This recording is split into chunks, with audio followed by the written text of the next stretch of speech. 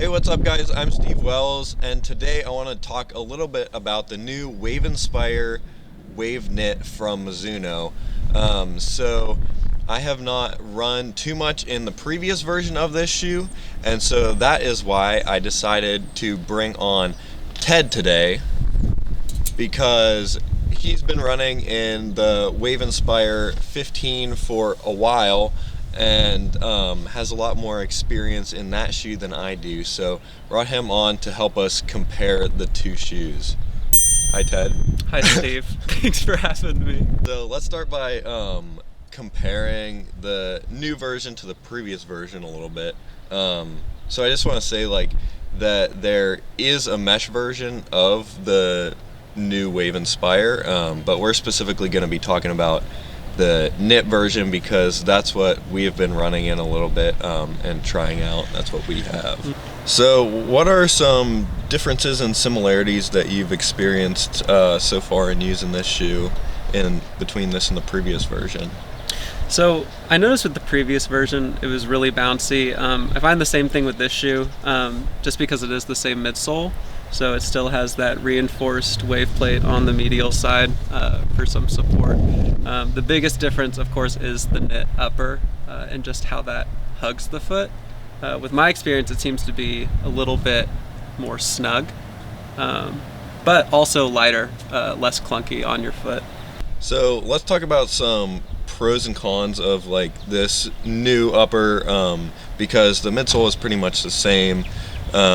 Some pros and cons of this new upper versus the previous version. I noticed just taking a look at it is I think it looks a lot nicer than the previous version. Not gonna have all of those overlays and a little bit subdued colors. I mean, that's not super subdued, but compared to the neon green and blue of the previous version, just a I would say sleeker it is. shoe. You were touching on a little bit the comfort of the upper. So would you say that you prefer the comfort of this one over the mesh one? I'd say I still prefer the mesh only because of the depth in the toe box. With the knit upper, it seems like it hugs just a little too tight towards the end of the shoe. So my toes feel a little scrunched, but throughout the rest of the foot, midfoot feels great. The heel hugs very nicely, and like I said, it is a lighter shoe. The only detriment with the upper is towards the end here. Yeah, and I was experiencing the same thing whenever I first put this on.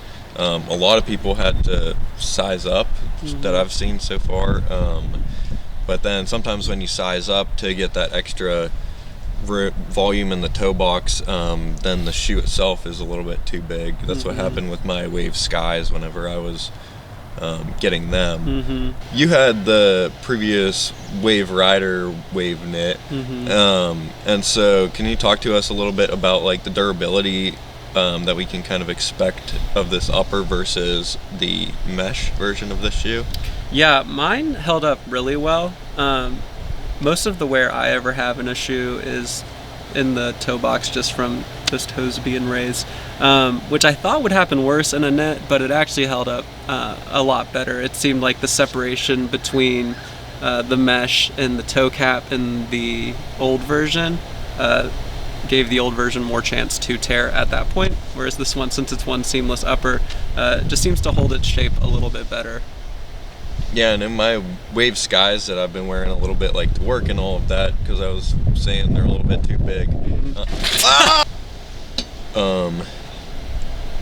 Yeah, so in my Wave Skies that I've been wearing to work and all of that kind of stuff, the only thing I've noticed so far is that I am kind of pushing up and there's a bump out where my toe goes in the end of the toe box there. So but other than that, looks pretty much new. That's interesting. So it's holding its shape. Yeah. After you stretch it. It actually stays pushed up like that where my toe lands in the end of the toe box. That does not happen in a mesh. Yeah. So when you're trying this out, how do you how would you compare kind of the structure of this knit to other brands knit? So I'll compare it with the Brooks Levitate. I definitely think this one holds your foot better than the Levitate, especially because they stuck with the traditional heel, so it still feels like it's on my foot, whereas with the Levitate they went to more of that sock-like ankle wrap. And so I feel like this knit is less of a transition from a mesh shoe for somebody who's never worn a knit. It doesn't feel like you're wearing a sock in a bad way, but it is lighter than the mesh version you might have previously worn from any other brand. Yeah, and if you compare this to like, I've been running in my Escalantes a lot, and whenever you're wearing those, you're just kind of like sliding all over the place. Even with the newer one that has a little bit more structure, it's just super flexible, and I think especially like with this being a stability shoe, it's kind of important to have a little bit more structure to the upper. Right. But in your half marathon this past weekend, you decided to run in the mesh version of this shoe, so the previous version, over this knit version. So clearly there's some cons there for you at least. So let's talk about some of those.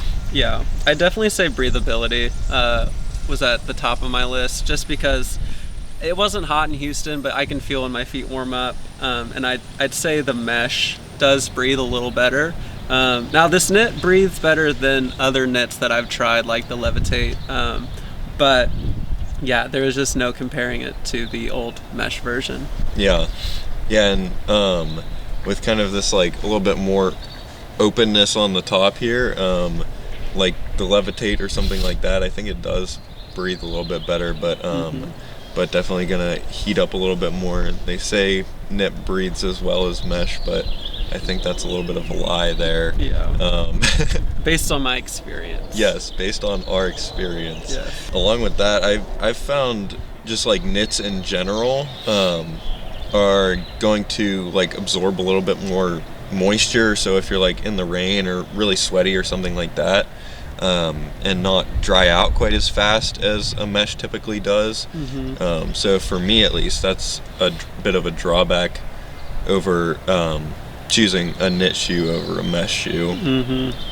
Especially if you're on the trails or anything like that, just trying to get those shoes usable for the next day. Yeah. You had touched on a little bit already the depth in the toe box. Yeah, that's really the biggest thing I noticed with the new upper, and the only real downside to it. Breathability, yes, it's important, but I think just having that room for my toes at the end so I don't have to lose another toenail would be the biggest thing. Yeah, and whenever I tried it on, it's like the right size. Like I have probably an inch between my toe and the end of the shoe, but my toe is just hitting the top so hard that it's a little bit concerning, that it might cause issues, and you're wondering what your toenail is going to look like when you take the shoe back off. I would definitely recommend this shoe. I think it's an awesome shoe, especially because I do have problems with stability shoes, that I've had knee problems and that kind of thing in the past with some, and this one actually doesn't cause any problems for me. I would definitely recommend, if you're able to get your hands on both the mesh version and the knit version, maybe try them both out side by side. I would be curious to see which one I actually like better, because have you tried the mesh version yet? I haven't tried the mesh yet. Yeah, neither have I, and I would love to get my hands on that and try it out.